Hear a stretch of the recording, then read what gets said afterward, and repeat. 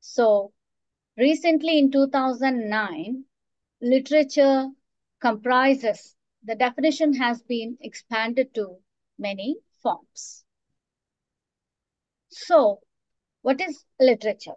The term literature has roots from its etymological meaning of the Latin word literatura, which means writing formed with letters.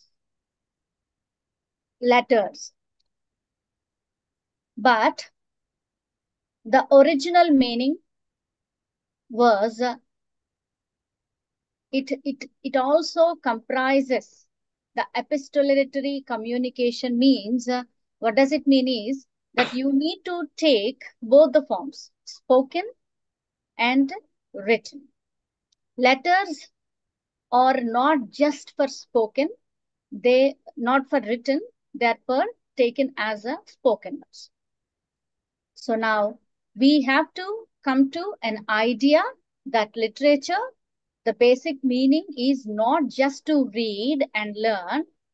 I mean, not to learn from only written materials in the form of books. జరగట్లేదు అక్కడే struck అయింది వేరే page రావాలంటే No, no, no. No, no, I did not. Hello, excuse me. I haven't gone yet the next page.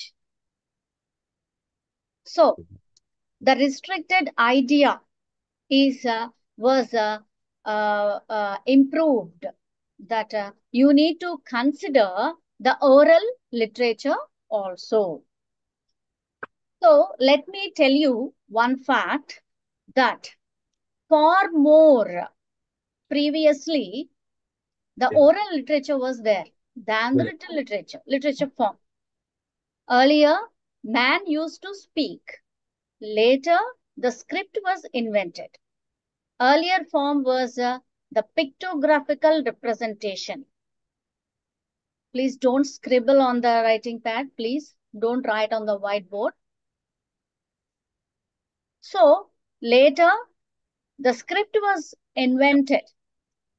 And later, the language was got two forms, written and spoken. But earlier form was spoken. When man, from the invention, I mean the primitive man also known literature. They used to sing, they used to enact what they have learned from their ancestors.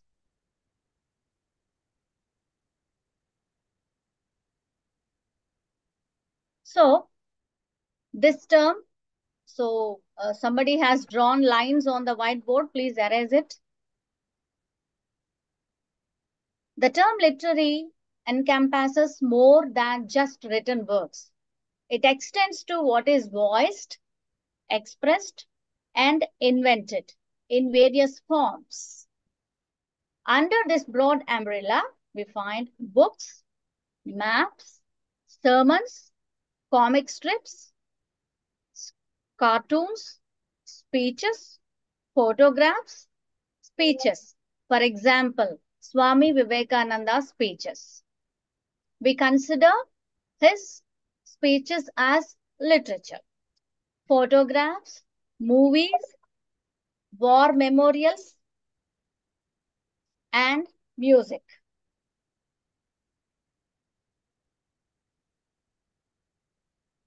Excuse me.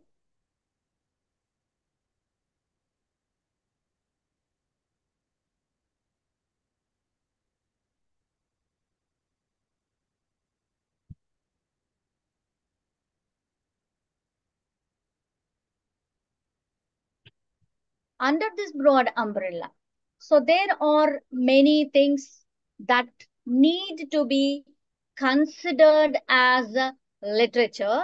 That is comic strips, cartoons, speeches, photographs, movies, music, and paintings, war memorials, all these things considered to be taken as literature, rather than our idea being restricted to only a poem, an essay or a short story or a novel. So these are the things that we need to consider as literature. So before that, what is a genre? So if you are a student of literature, you should know what are the forms of literature. So these forms are technically, the technical terminology for these forms is a genre. So this genre is a category of artistic composition characterized by similarities in form, style, or subject matter. For example, poetry. In poetry also, you have so many forms like elegy, ballad, sonnet, all these based on the purpose. And in literature, genres are used to classify different types of literary works based on their content, form, and style. So, for example, the genres are like this. In second point, you can see fiction, non-fiction, poetry, drama, and more. Each genre has its own defining characteristics that set it apart from others. So let's see genres of literature.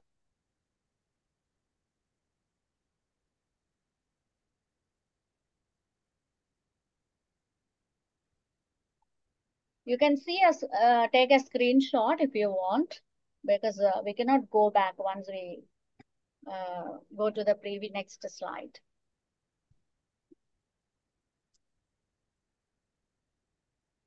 So genres of literature: poetry, prose, novel, novella, short story, electronic literature, that is you see blogs and vlogs, all these, the websites, all these are electronic literature which are available in the internet very much. Memoir, travel writing, notification, non-fiction, drama, and graphic novel. So I think only graphic novel is new to you. So graphic novel is where you see both pictures and text, like cartoons, comic strips. For example, you have Superman, Spider-Man, all these comics for children. So they are called graphic novels. Initially, even though graphic novel was a genre which was developed to children only in children literature, but later it was developed, enhanced, and very much considered as a popular form to study, to be undertaken, and for the purpose of research also.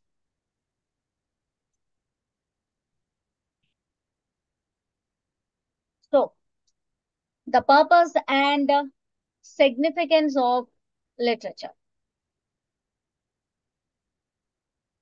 Can you erase these lines, somebody? If you're, how to do it. Somebody is drawing lines. Okay. So the purpose and the significance of literature.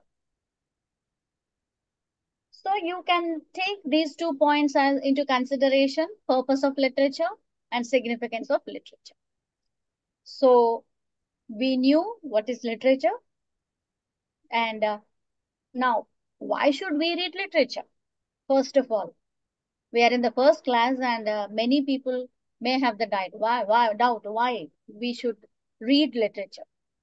So the purpose of literature, why it is useful, is basically, initially, it provides enjoyment, teaches about different cultures, encourages self-reflection, serves as a social criticism, and preserves history. So this is the purpose of literature. Significance of literature: communicates thoughts and emotions, reflects cultural values, expands knowledge, evokes emotions, preserves cultural heritage, and inspires creativity. So the purpose of literature is to learn, to enjoy, to encourage self-reflection. That means how we are going on, what is our status, what is our story, what is our perspective of life. And it also allows us to know others' lives, what is happening in the society, how people are living, how people are facing all the situations, how their life is different from ours, what we have to learn from others, society, other cultures, history. It enhances our ability to understand what has happened in the history and what we have to learn from the past, from others. So, this is how you need to understand literature. So, literature can be defined and considered as a mirror of life. It shows, it mirrors what was life, what is life, and what will be. So, this is how you need to take and understand literature.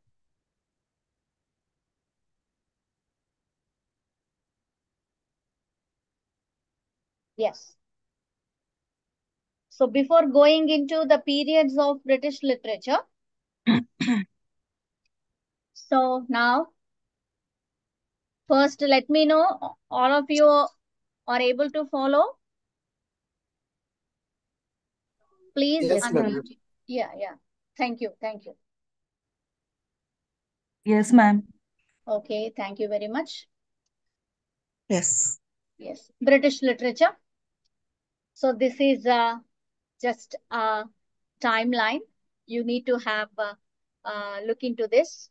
Old English. It started from 450 to 1066. Next stage, Middle English. Next one, English Renaissance. This is where exactly our syllabus starts. If you look into your textbook, the first unit starts with 15th and 16th century literature. So English Renaissance. Why these two did not added into the syllabus is that they did not have much literature which was written, which was available in written form. And English Renaissance, and next is Puritan age. Next one is Restoration age. Next one is 18th century. So here you have Elizabethan period, that is under the reign of Queen Elizabeth, and like next Victorian, Queen Victoria being the most prominent ruler of Britain. Next Romanticism, and the next one is modern literature. After that, postmodernism, and next one is contemporary, that is till date, that is 2002 till date 2024. So these are the important periods of English literature, British English literature, just British English literature.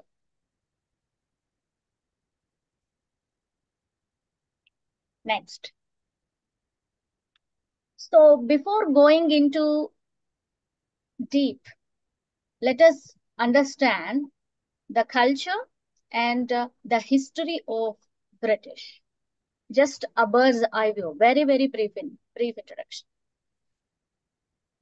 As I don't know whether you know this fact or not, if you consider the history of India, India was invaded by 44 races. 44 races invaded India. That's why India is famous for its unity in diversity. As we have so many cultures, we have so many religions, we have so many languages, traditions. So all these are different. We are living in the unity, even though we have so many diversities, disparities, regional disparities, language disparities, all these things. So this has happened In the case of Britain, islands also.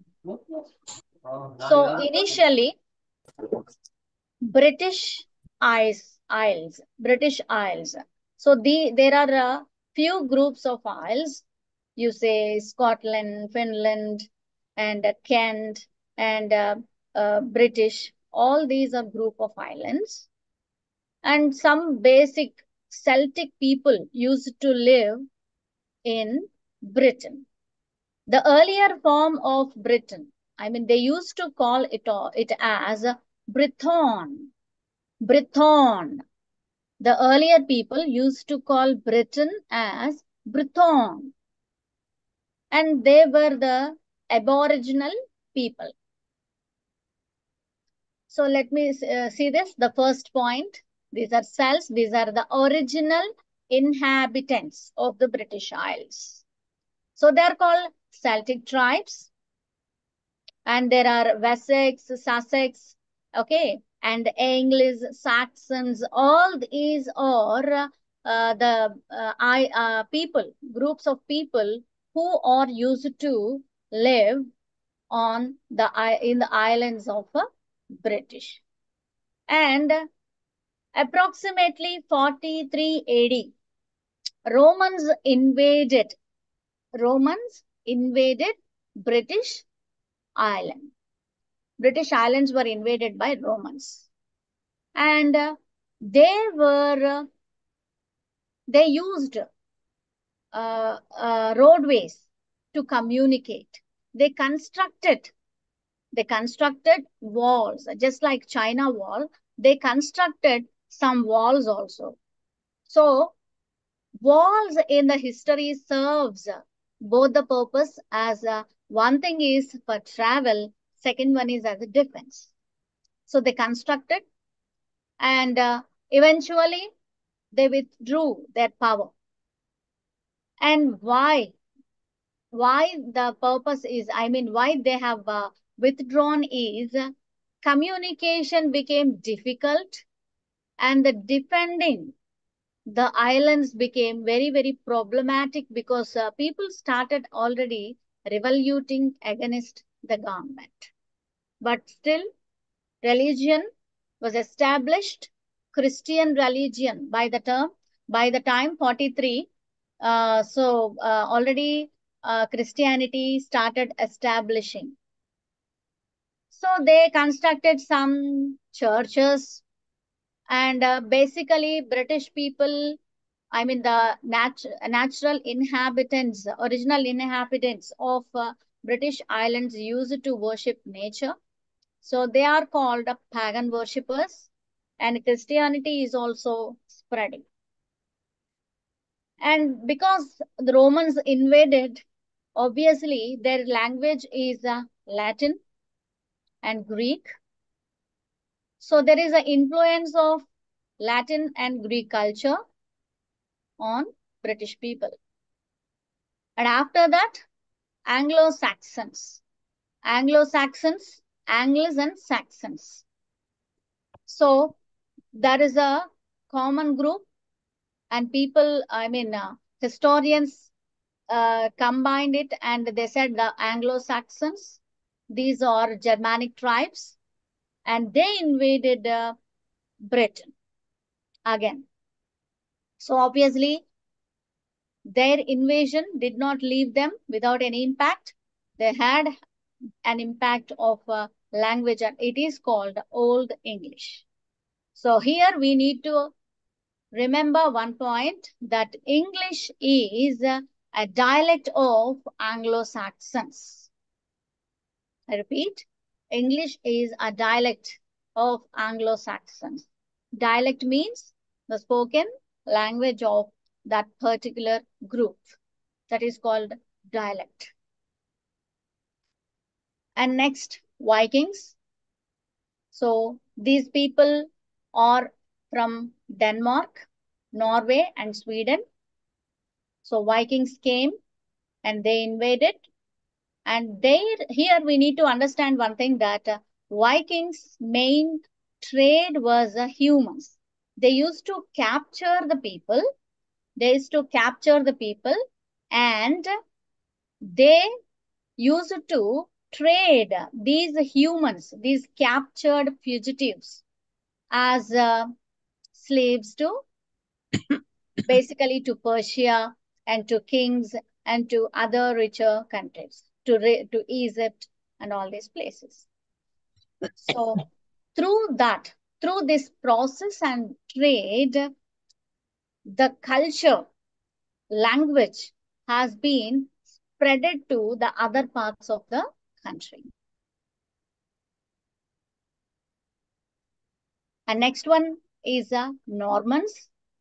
So these people are Vikings and Normans are quite cruel. They used to kill. They're very savage, basic, raw. They used to kill, they used to rob, and they used to rape women, and they used to take children as captives, and they almost destroyed. And when the Normans came, and they used to fight. Now the fight occurred, these Vikings and Normans, even though they belong to same roots and land. So here you can understand, rather than the history, first we need to understand the cultural development, the changes in the culture in the English language, because our main concern is language. Language encompasses everything: traditions, religious beliefs, culture, and their day to day life, their trade, their polity, their economy, their socio-economic conditions, everything. Language considers everything, language portrays everything, and so literature gives us each and every detail of the society, the history of the society, the present of the society, and sometimes writers even go forward and they'll give us, they will warn us, they sometimes literature work as a visionary to a vision to our future also. So let us see the impact of English language, invasions, and its impact and impression on English language. So when Romans, they invaded, so Latin has a great influence and significance in the development of English language. That is, English has borrowed, taken many root words from Latin. Next, Angles and Saxons, Germany. They brought Germany. Vikings, Danish. Danish is a people of Denmark.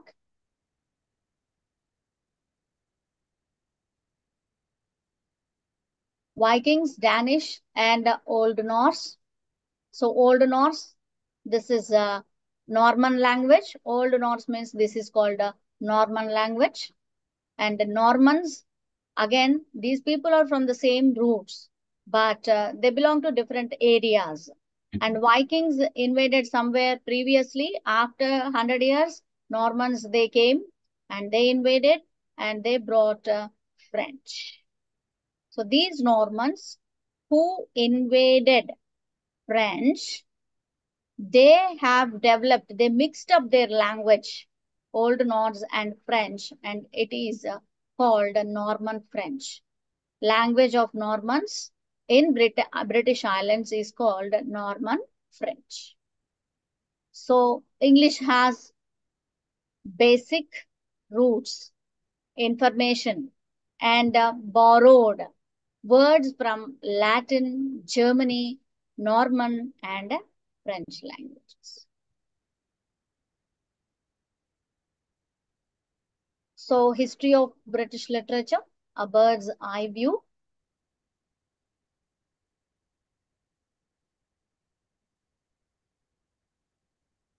We are not considering the entire history because time doesn't allow. And what is important to you, just go through this. I'm going to give you a glimpse of British literature, and you have that literature very much available in your textbook. That is more than enough. Go through this. So coming to the first one, Old English. Anglo-Saxon period. So this is it starts from 450. So the main characteristics of this old English is literature is not available in written form, and oral tradition is there. Much of the literature was oral, and people used to sing, and people used to depict that on the walls, caves. They used to engrave the literature, I mean the information, in the form of songs, engravings, pictographical representations, all these. So it passed down through storytelling and recitation. Just like people in India, we recite. People used to recite when there was no paper, before the invention of paper, and we have manuscripts, right? So manuscripts were not available to all. Just like today, we have electronic media, we have paper, printing revolution, electronic revolution. Before that, the information and the literature was very much limited and accessible to only a few groups of people.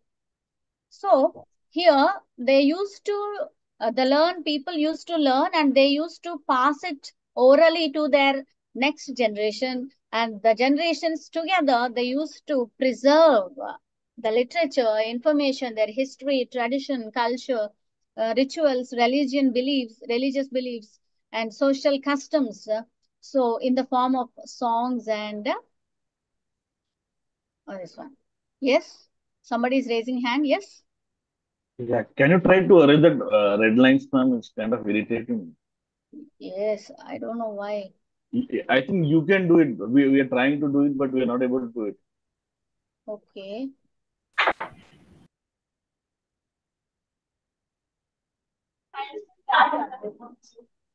It's only the one who can draw, only he can erase it, not others. Obviously, I I think already so. tried I it. think, yeah, yeah. I think I cannot do it. I tried it already. Yeah, those who have done, please erase it. Yeah, whoever's done it, please try to erase it. Yeah, that's why, that's have I requested also, but that's why you should not I move think the mouse this and that side. And first of all, you should not use whiteboard. That is a problem. Okay, okay. Who has, please check your whiteboard. You can see clearly Those your things. those who have done now, you can see a pen mark there. Just click on it. Have the multiple options, pen, eraser, and all. Then you can erase it.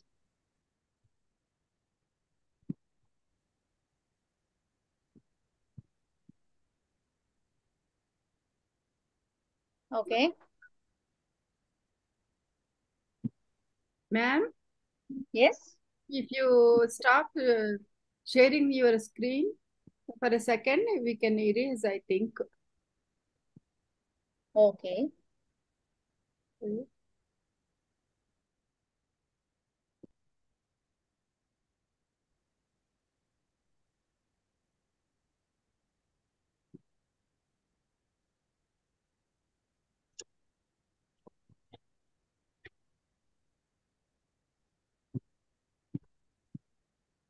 Ma'am, Yes, yes. 1 second. ma'am, ma'am, can you give the pages from starting? We'll take the screenshots.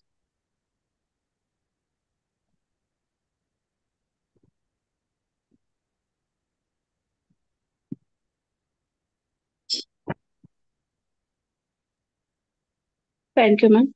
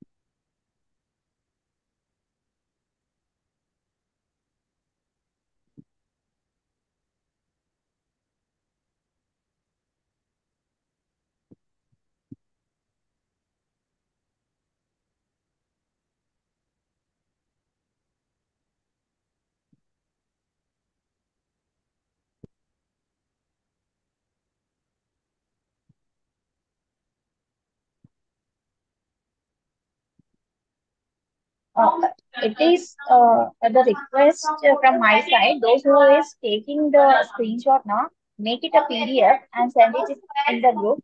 As like many members did not join, so it will be helpful for them. Okay, ma'am. Thank you, ma'am. Okay. Okay, thank you. So now we'll go to Old English, Anglo-Saxon period. So as we are discussing already, oral tradition is very much practiced. And the main themes of the literature were heroic themes. So poetry was main form, basic form, and the initial form of literature. The poetry of this time often celebrated heroic deeds, their valor and courage. People used to go and fight with the demons, with the dark things.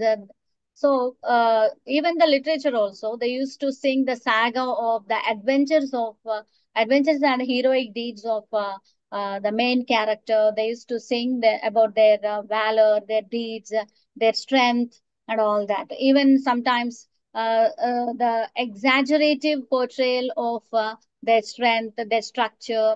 Okay, and these types of themes were present, used to present. They used to take such type of themes for their literature. So obviously, you can consider these all or basically depends on religion. You just imagine in 400 AD. So obviously, religion used to play a major role. So they used to write the heroes who fight on behalf of people with demons. Obviously, the devils or semi-demigods and like that.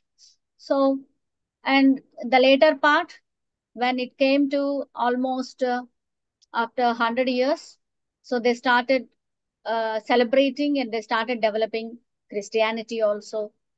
So they started writing on religion of Christianity, including with the Christianity, not only Christian religion. And this is because of mainly because of the Roman invasion. So key words of this period includes Beowulf and the Wanderer and the Seafarer. So Beowulf is considered to be the first epic, and the scene was set in Scandinavia. This is Beowulf is itself the protagonist name. So he fights with monsters and dragons. So the Wanderer, it's a poignant elegy. He was wandering. It is a story depicting of a wanderer. He goes here and there. He finds people. He's alone. He feels very bad, sad, and he remembers God. So something like a lonely I mean, a very secluded, lonely person who is wandering here and there. And the Seafarer, it is an elegiac poem. It is not an epic, but it is an elegy. So hardships and longing of a seafaring life means he is feeling bad and he is facing problems. That is about the seafarer. So notable authors or anonymous. Nobody knows exactly who has written and all that because there were no patent rights. There were not much material available to write and to preserve them exactly.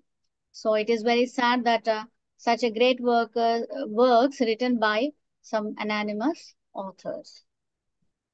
So next one. Next period is Middle English period. So this Middle English period broadly considers the age from 1000 to 1500. So the characteristics of this age is, religious themes, obviously. It is heavily, greatly influenced by religious topics. And chivalric romance, the stories of knights, quests, and courtly love gained prominence. Means the love stories between princes and the knights. Okay, and then knight goes and he fights. They are the heroes. They are the heroes.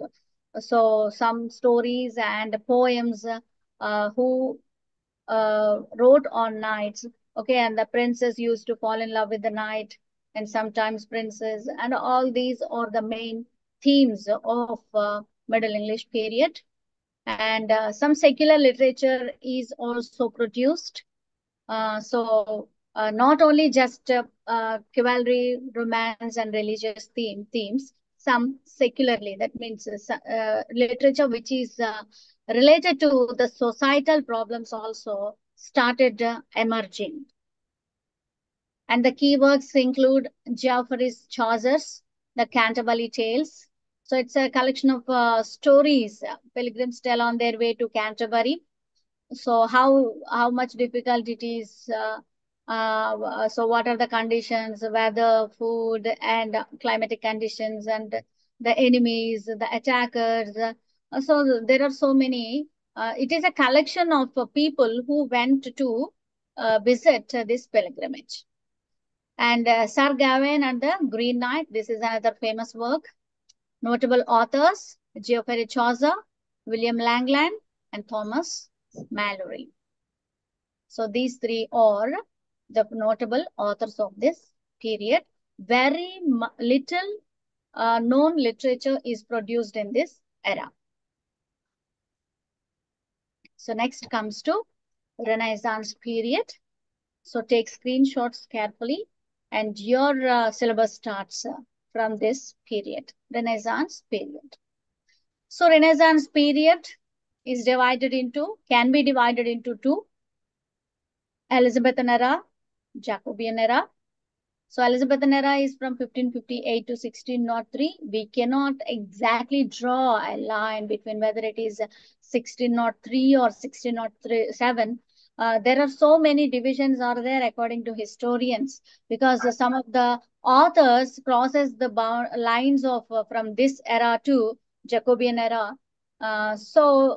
You have to broadly remember the ages, I mean centuries, and the authors, only authors, because if you remember according to Elizabethan era, Jacobean era, you'll get confused, and we cannot divide some authors between whether that author belongs to Elizabethan era or Jacobean era.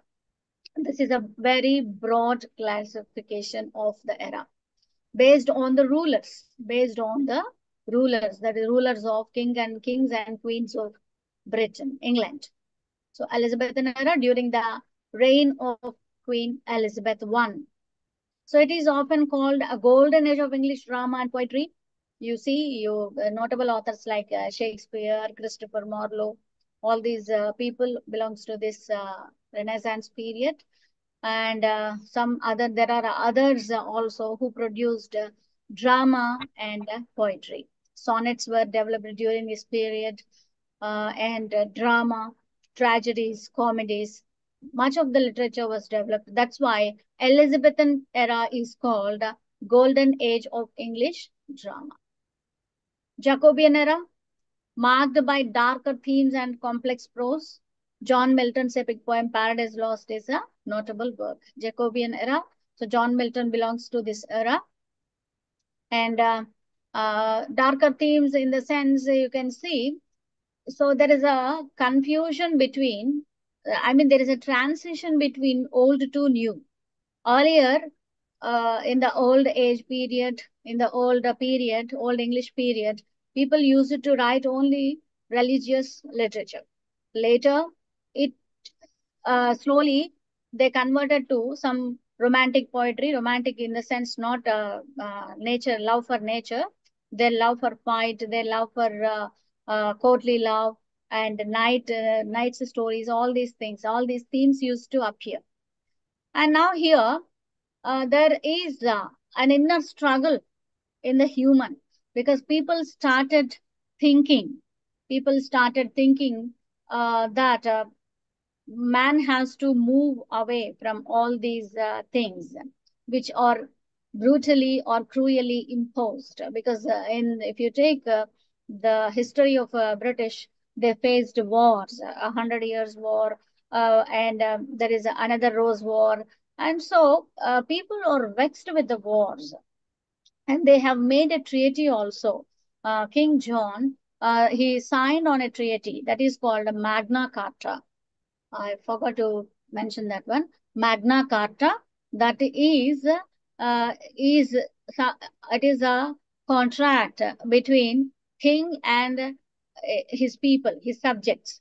It is a first time in the history, in the world even, that the rebellions who rebelled against the monarchs, I mean the kings of Tudors, monarchs, kings, rulers of Britain, that you are not supposed to take our land. You're not supposed to impose high taxes, huge taxes on us.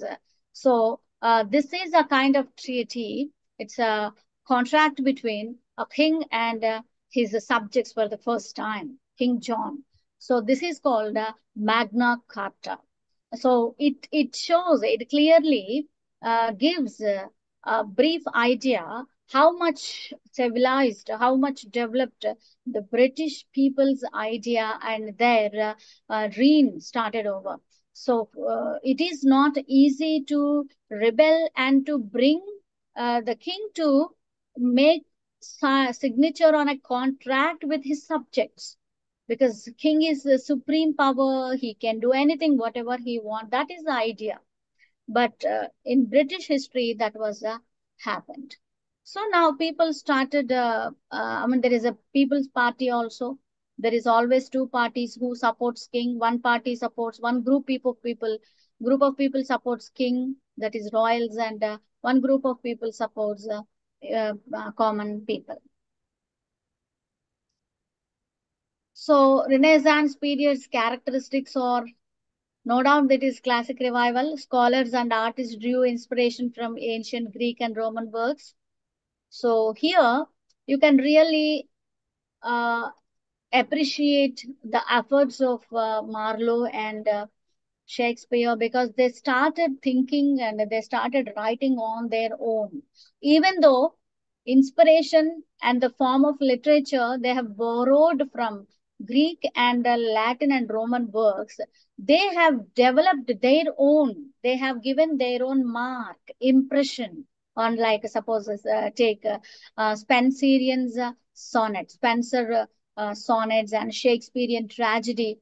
So if you compare the classic Roman, Greek, and Latin and their sonnets and tragedy, Shakespeare has emerged with a new trend, new tradition, okay, new form. They have given a new form, new vocabulary. They coined some new terms also.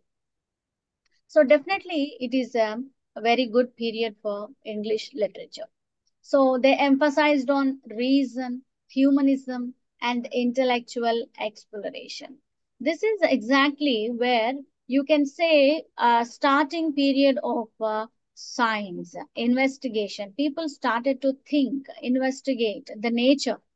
That means people shifted from religion to nature. The main shift happened is, the great shift is from religion to nature. Individual authority, individual recognition, individuality. So man has been given importance.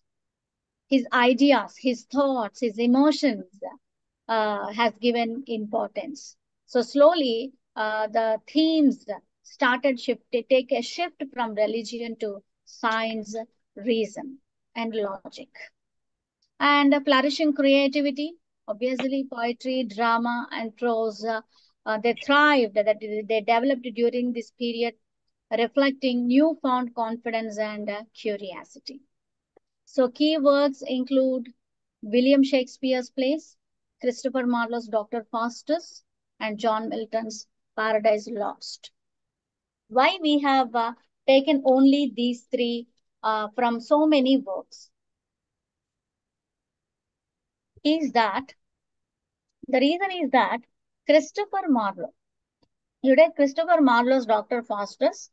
So it is a fight between, of course, it's a tragedy, comic tragedy, and a fight between good and bad. So now people are in a stage that whether to follow religion is good or not, and to follow science and giving importance to science and reason and investigations, all these things will take us this to a good end. Does it going to have a good impression in the society, humanity? What about the future?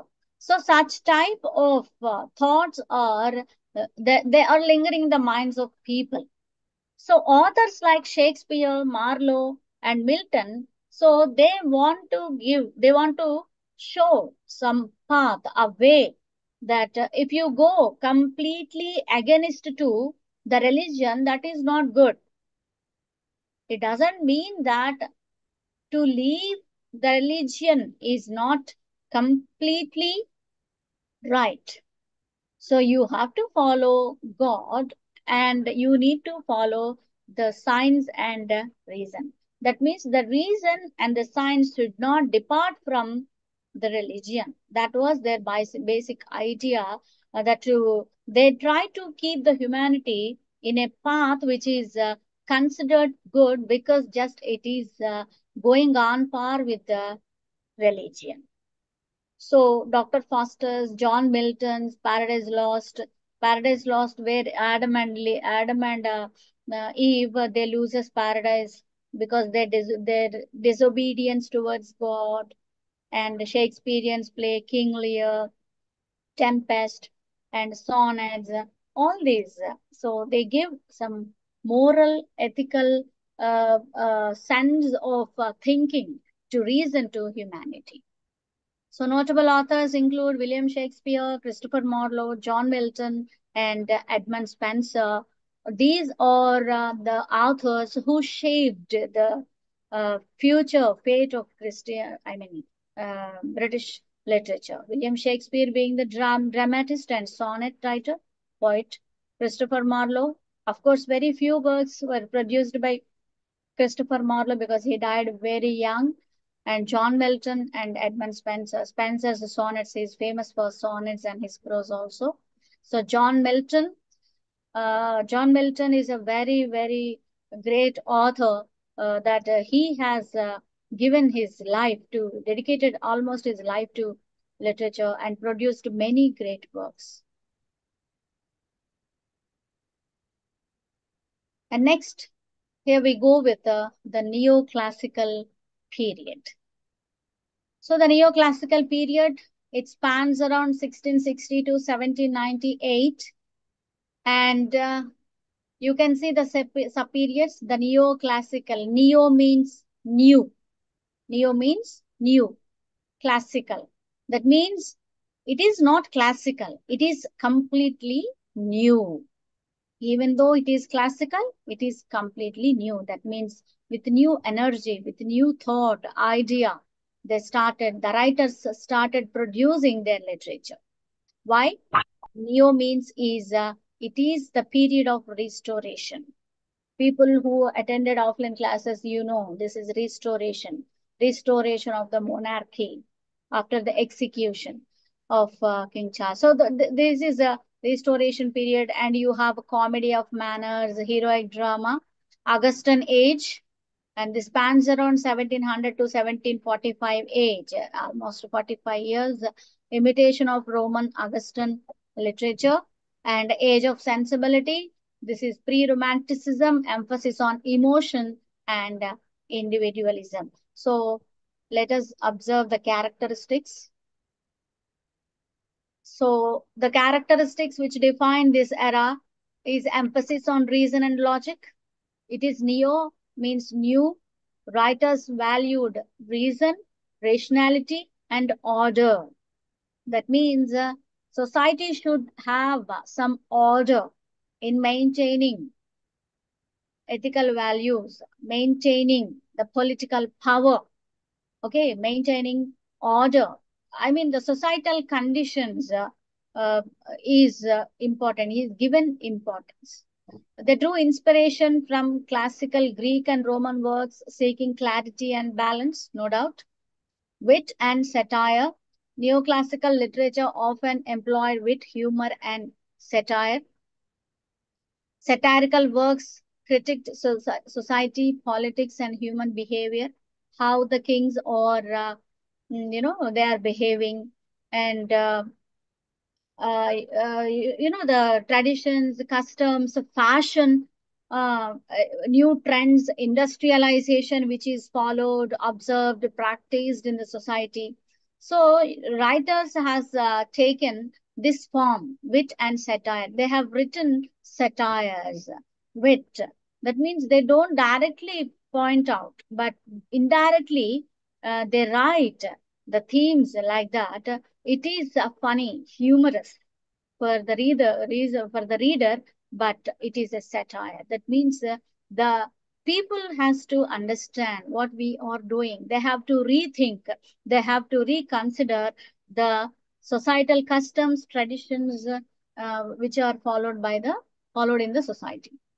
And didactic literature, which means writers aim to educate and instruct. It is didactic. That means they started to instruct. They started writing essays. They started writing prose. That is to give information. This is the way to be followed. Their works conveyed moral lessons and practical wisdom. Wisdom which is not only found in the books, but which you can find, which you can practice. That means which gives you a clear-cut instruction, the following instructions also. That means sometimes we know ethical sense, that is, we cannot lie. But what to do? Sometimes if we don't lie, the others may lie, and we are always get stabbed, and we are always get ruined by others, bullied by others who are liars. But in such conditions, what we have to do? So we don't lie. We're not supposed to lie. This is the only thing that we know, but we don't know how to practice it. We cannot practice. That means the society doesn't allow us to practice ethical sense. So in that such cases, what we have to do? So they started giving educate, instruction. I mean, with wit and humor, with satire, you have to do this. You have to follow this, and you can overcome this ethical dilemma also. Such type of knowledge was given through their works. So major works, key works includes Alexander Pope's The Rape of the Lock, Jonathan Swift. So this Rape of the Lock is a satire, actually. Lock is a ponytail. Lock is a ponytail, which is a bunch of hair. So Rape of the Lock. So the title itself suggests that it is a wit and satire. So Okay. Jonathan Swift's Gulliver's Travels, Samuel Johnson's A Dictionary of the English Language. So notable authors include John Dryden, Alexander Pope, Jonathan Swift, Samuel Johnson. And next, Romantic period. Distinct characteristics of Romantic period includes emotion. Romantic writers celebrated intense emotions, emphasizing passion, love, and longing. They sought to evoke emotional responses from readers. So, nature being the most immense, significant influence, they started writing on nature. So, they started taking pleasure, creativity from nature.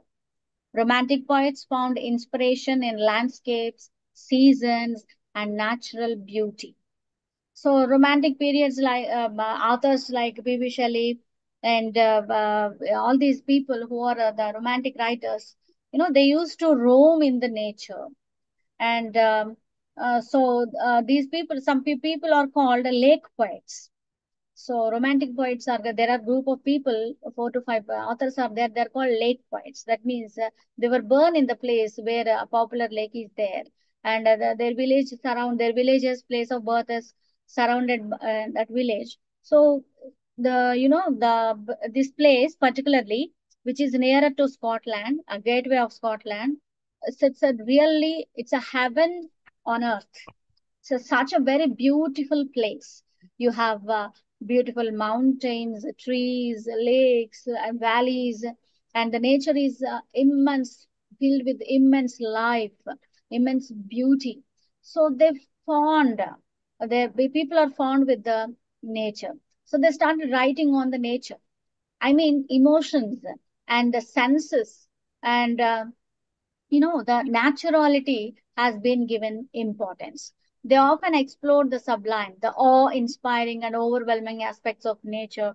So, what is, they considered nature as a mother, they considered nature as a teacher. So, nature teaches us many things. So, you have to obey the nature, you have to learn from the nature. Okay, and you have to identify, you have to acknowledge the hidden beauty of the nature. And so, the themes which and the poems which are produced in the romantic period are basically based on the flowers, the nightingale, singing of nightingale, and ode to the west wind. So all these natural themes based on the nature has been given importance. So they are very emotive. Individualism, this is another feature. Romantics celebrated individual experience and expression. They valued uniqueness, imagination, and personal creativity. Obviously, so what they think that they write, what they express is real for them, and poetry is to enjoy for them. And it is continuous, it should be obvious, and it doesn't come with force. The idea, poetry or the literature which is produced is original, inspiring, and creative, and it is individual for them, unique. That means every human has their own uniqueness, their own significance, their own importance. I mean, in a common language, if we have to say, every individual being has their own separate talent, their own talent, isn't it? So, one person is good at one thing, whereas the others not. So, we are unique. So, even the religion says you're unique, you're not same. Why we are not same? Why we have individual features? Why our fingerprints doesn't match with anybody else in the world? We have unique fingerprints, we have unique eyeballs, all these things. So we are unique, we are created specially. So romantic period authors, all these romantic poets, they believed this individuality. They celebrated this individual experience. I experience the nature in a different way, where you see that, you perceive that with your eyes, with your emotions, with your experiences, with your moods and things, that would be different to you. So one man's food is another man's poison. That means food is good, poison is not good. It is not to justify. Here you need to understand uniqueness and imagination also includes the freedom to think, the freedom of individuality. So all the human beings are not alike. They are not same. They are different from each other. So they have their own special talents, their own special identity, speciality. So these are, the love for a longing, passion, all these things for individualism, nature, beauty, imagination, creativity, such type of things were given importance in this romantic period. So major works and authors, so obviously we know all the romantic poets, William Wordsworth and Mary Shelley's and Jane Austen's Pride and Prejudice. There are so many writers, I did not pen them down, but there are so many. So William Wordsworth, Samuel S.T. Coleridge, this is S.T. Coleridge, and Lord Byron, and P.B. Shelley, John Keats, Jane Austen, all these they are prominent authors of romantic period. The Victorian period. So Victorian period, almost 60 plus years, Queen Victoria, the long reigned monarch ever. She is the ruler which ruled for almost more than 60 years. Such a long reign. And she is quite popular for his reign. She's considered as a most dominant ruler in British rulers. So key characteristics, emphasis on social issues. Victorian writers addressed pressing social concerns, including poverty, industrialization, and class disparities. You just try to think that now the theme is industrialization and poverty and class disparities. So if we observe, class disparities are always there in the society, isn't it? Class disparities are always there in the society. But when this industrialization came, rich section are becoming richer, poorer are becoming poorer. So class disparities increased. Poor people increased. Poverty became a vicious circle. That means they cannot escape. They cannot come out of the shackles of poverty. There are so many reasons to pen down, but here our main concern is industrialization. Industrialization and apartment living. Okay. And people who are living in individual houses, individualism has grown and social gatherings reduced. Social gatherings became commercial, either for enjoyment. So enlightenment purpose has been decreased. Social concern, a need of our has aroused that we need to think about social inequality. So there are a lot of negative impact on the society due to industrialization. So the main concern became poverty, industrialization, social concern, and class disparities. Their works often critiqued societal norms and advocated for change. So they advocated, they fought, they gave voice that society, norms, policies has to be changed. And another important aspect is realism. Victorian literature aimed for authenticity and accuracy. Now people started thinking, they to some extent stopped borrowing themes, forms from classic literature. Hmm? So, yeah. Sorry? Your voice is not audible. Can you repeat?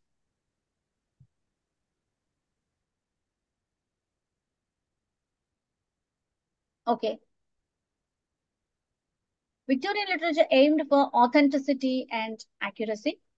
Authors depicted everyday life, portraying ordinary people's struggles and triumphs. So common man's life became theme. Because it is everyday societal concerns, what we are facing, what kind of problems that we are facing. These things became important themes. That is realism, what we face in reality, real life. Morality and ethics. Moral values were central.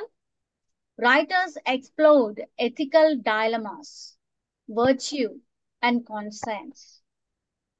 Themes of duty, honor, and responsibility permeated their works. Means moral values, they became central. People should behave, should practice moral and ethical sense. And writers started exploring, addressing ethical dilemma, virtue, and conscience. So, next one is dominance of the novel. The novel emerged as the preeminent literary form during this period. That means novel has been given very much importance. Novel, it is a genre, we know the novel. And the meaning is something which is new. Novella means new. That is the meaning of novel. So obviously they started writing on new things with new perspectives and reasons. So key works includes Charles Dickens' Great Expectations, Charlotte Bronte's Jane Eyre, Thomas Hardy's cast of the D'Aubervilliers. That means all these protagonists, I mean, these authors' protagonists, they are very virtuous, their character is very chaste, they are good, honest, they follow ethics, moral values. And the final thing is they face so many problems. They face so many problems. That is the main concern. So if you follow the moral values and ethical values, you have to face some problems. Obviously, you have to face some problems. That is the problem of practicing the ethical values and the moral conscience. But these authors, they come up with some examples.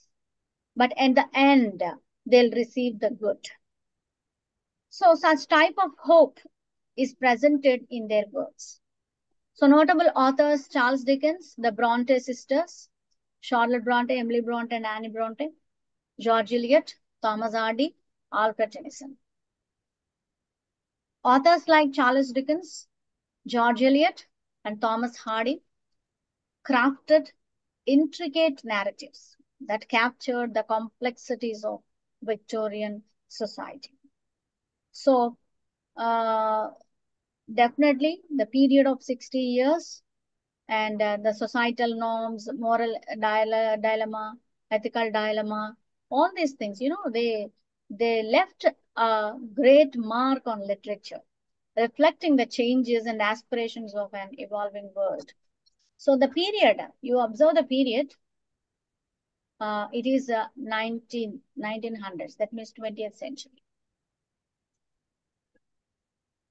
The Edwardian period, so it is of 14 years.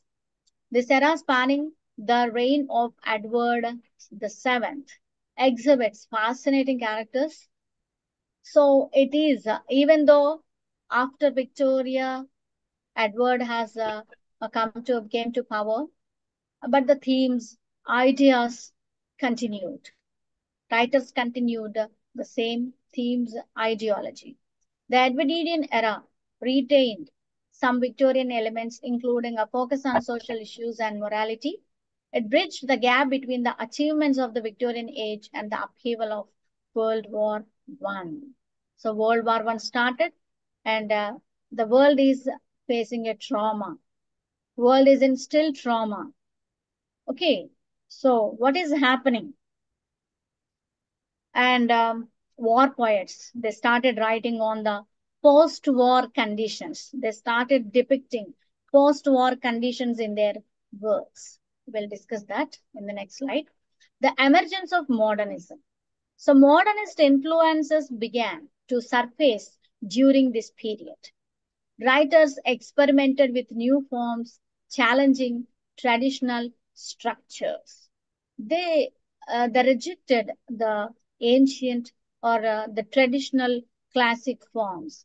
They have taken new forms, blurring the boundaries between this is exactly poem, this is exactly a novel, this is an essay, not like that. It's a free verse is practiced. A new modern type of genres were considered. They started emerging with the new trends.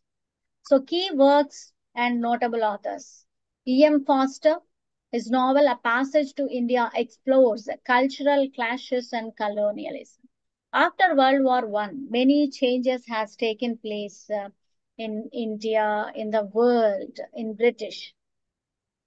So, British Empire is known for its supremacy. It's like a rising sun, they claim always. So, here you consider E.M. Forster's A Passage to India. It explores cultural clashes. I mean, the author clearly says the cultural, ritual, traditional, religious, socio-economic, racism, all these untouchability. So, are there already present in India? And what is the effect of colonialism in India? And not only E.M. Forster, there are many authors who started writing the effects, the influence, the impression of the impact of colonialism in other countries. H.G. Wells, The Time Machine, is a classical science fiction work that delves into time travel and societal evolution. So this H.G. Wells, it is a science fiction. This genre is called science fiction. That is, there is a time travel. Time machine is there. So people go into past and people can travel into future, okay, and present. So now they will compare. They can compare what were the socio-economic conditions which were prevailed in the past and how our future is going to be and how we have to take care of the things, how we have to change our policies, norms, lifestyle, and all that. For example, in Telugu also we have one movie, the time travel, where it is a very old movie, even though Aditya 369 something. There the people goes into past, they'll be freely moving into past and future. So H.G. Wells in 1900s itself, he has written the science fiction. And people started writing science fictions in order to bring awareness. What kind of the future that we are going to have just because of science, logic, reason, and technology. So science serves as a good servant, but it is a very bad master. So they have given so many examples through their works. Warnings serves as an advice. So such type of works has been produced after war, in the World War. So they have just witnessed what science can do. How can it destroy? Not just only to create, it can destroy. So now we have to rethink. We have to reconsider the purpose of inventing new things, the purpose of invention, the focus, and the effect they have to consider. And you know, the Nobel Prize, Nobel is a peace prize, but initially he was a scientist and who invented that atomic bomb research and all that nuclear bomb. So because of his invention, so many countries lost. They disappeared from the map. So he has repented and he started his investing his entire money on producing that peace prize. So such type of things are there. Such role models were there. So moral, ethical conscience, how we have to behave, not traditional oral forms. I mean, rather than giving just pleasure and enjoyment, now literature has taken a new role. Instruction, advice, teaching. It is giving the moral conscience. It is giving example. It is giving handy experiences. Okay, wisdom, knowledge. Such type of literature has been produced in modern period. So Joseph Conrad's Heart of Darkness examines imperialism and human nature. In summary, the Edwardian era witnessed both continuity and innovation profoundly shaping literature. Now next comes to modern period.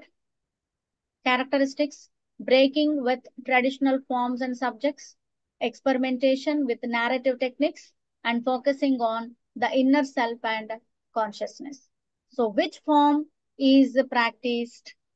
What technique is, what rhyme scheme is practiced? What are the things? What are the lines? How many you have to do? Not like that. It is experimentation. It is a new form. They have completely taken a break with traditional form. So earlier essay needs to be this much long, this much length, and the paragraph should contain these many lines, this length, theme, subject should be defined, And such type of rules were there, but now they are completely free. Rather than the style, the subject matter, what you are going to tell became important. Narrative technique, how you are narrating, what you are narrating, what is your idea, and focusing on the inner self and consciousness. Writers challenged conventional forms and subjects. Stream of consciousness writing and non-linear structures emerged. So non-linear, which are not linear, that means which are not in a straight or continuous form. Stream of consciousness, that means Virginia Woolf has she started this stream of consciousness. So what happens is the author is writing and suddenly the author remembers the past.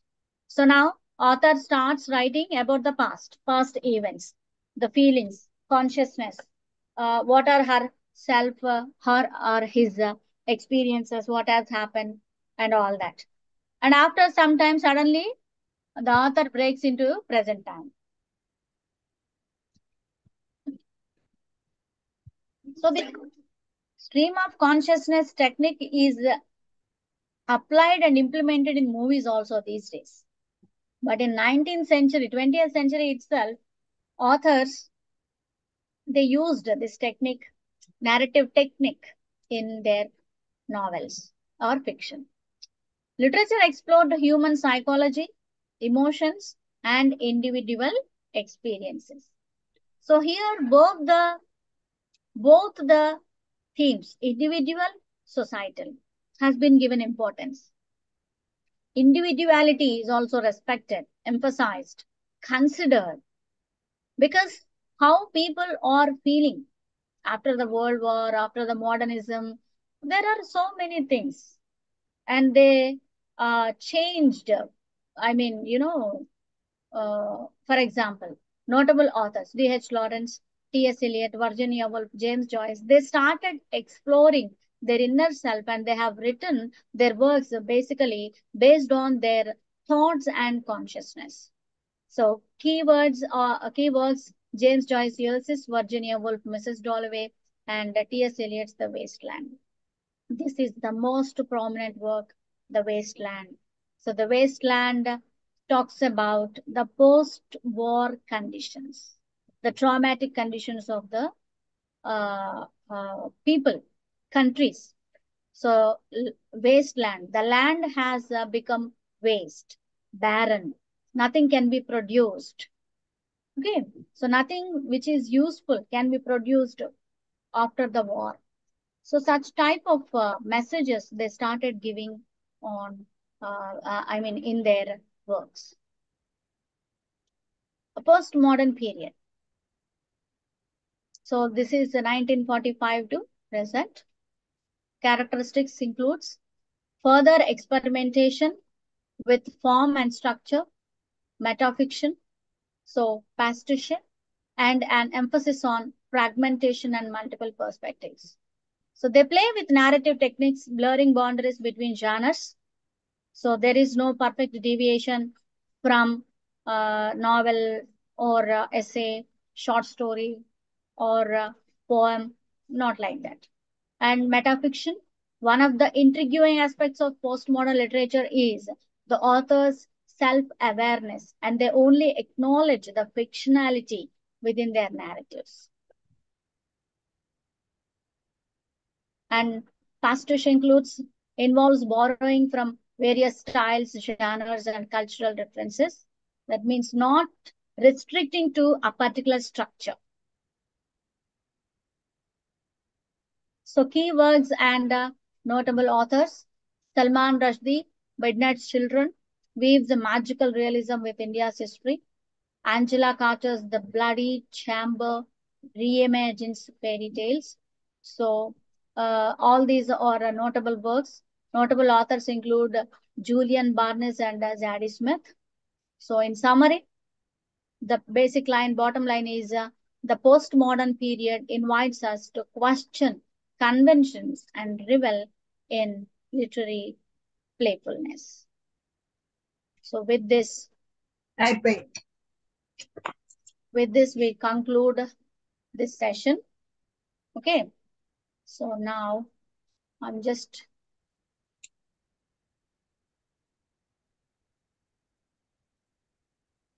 now is my audio,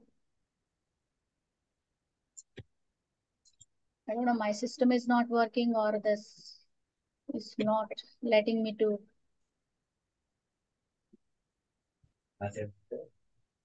Okay, so how about this? Yeah. Ma'am, Yeah. Yes, please. due to network issues, I missed the 18th and 20th. Can you please share the screen? 18th and 19th slides. Yes, ma'am. 18, 19, and 20 slides.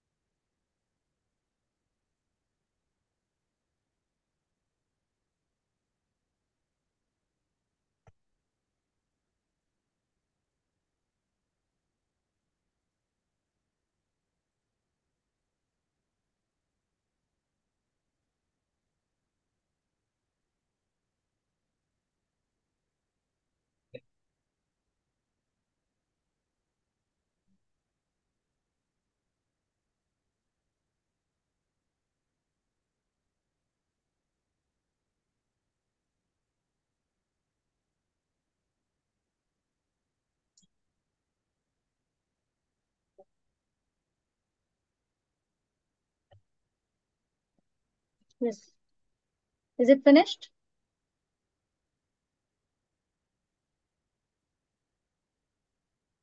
Is it finished or not? Ma'am, 30th slide, please. 13th slide, ma'am. 13. Okay.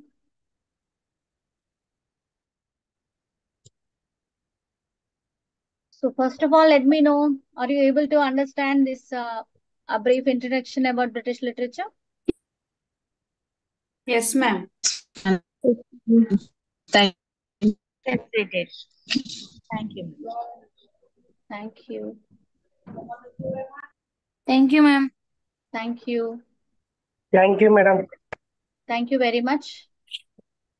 Thank you, ma'am. The program. Madam, 4 Yes. slides. Thank you, ma'am. Thank you, ma'am.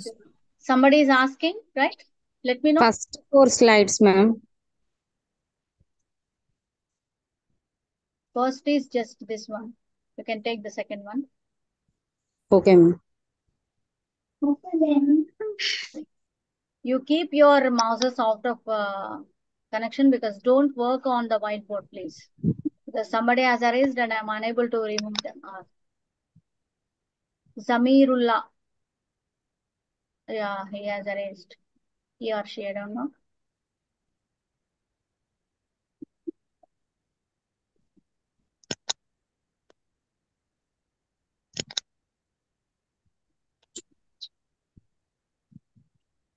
Is that over? Yes, ma'am. Okay. Thank you. Thank you, ma'am. Ma'am, 6th and 7th also, ma'am. Madam, 7th slide, please, madam. Slide 7. Yeah.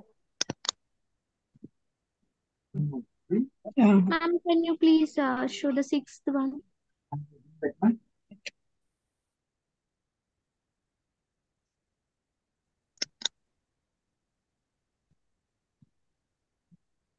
Thank you, ma'am. Thank you, madam. Thank you. Ma'am, last slides, ma'am. Last 3-4 slides.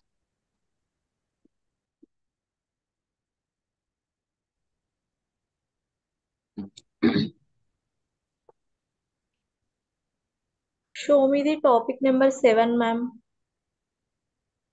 What is that? Topic number 7.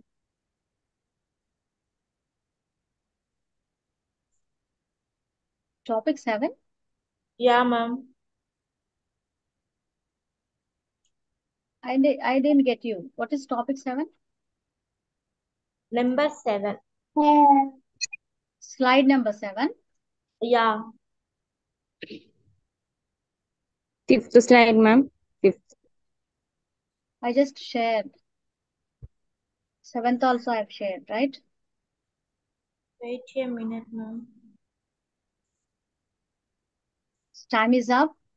They'll automatically Okay, ma'am. stop the Thank you. sharing and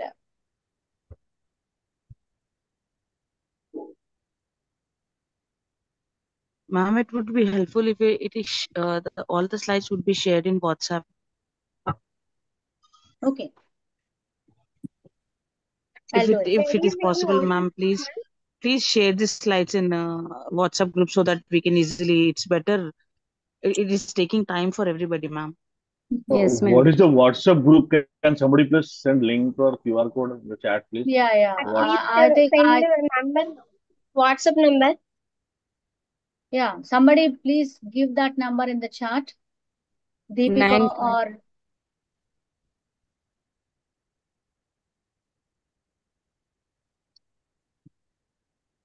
because very few members are there in the WhatsApp group, right? Yes, ma'am. Yeah. So I think if Deepika is present, yeah, you can share and you just. You should add my number, ma'am. I will see. No, they are giving their number, madam. Hold on.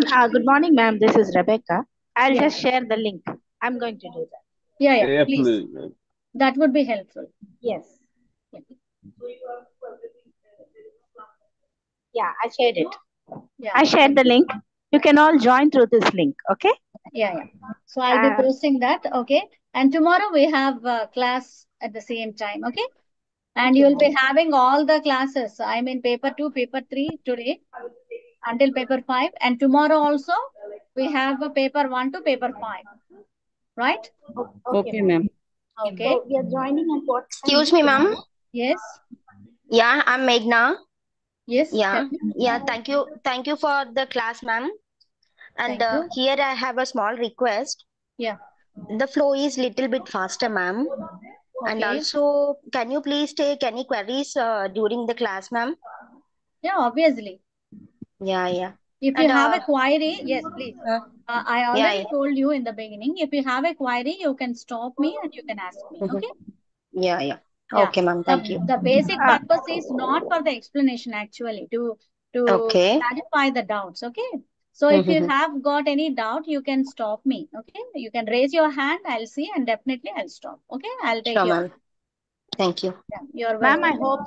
I Yes. hope this is enough. The two I have shared. One is of PG, and the other one is a brainy bunch. So both the links I have shared. Oh, thank you, ma'am. Thank you very much. Thank you. Thank you Yeah. so much. Thank you. Bye. Yeah. Tomorrow is the same time. Okay. All of you, please join. Okay. Thank you. Thank you, ma'am. Thank you. I'm leaving the group meeting. Thank you. Okay, thank you, ma'am. Thank you, ma'am. Thank you.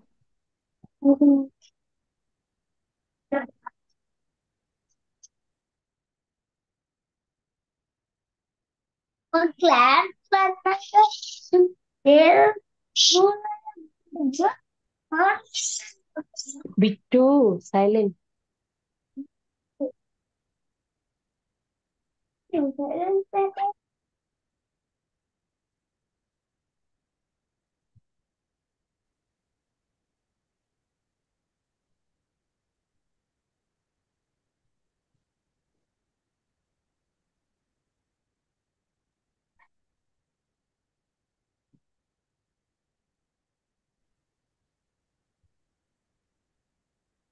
Class అయిపోయింది bit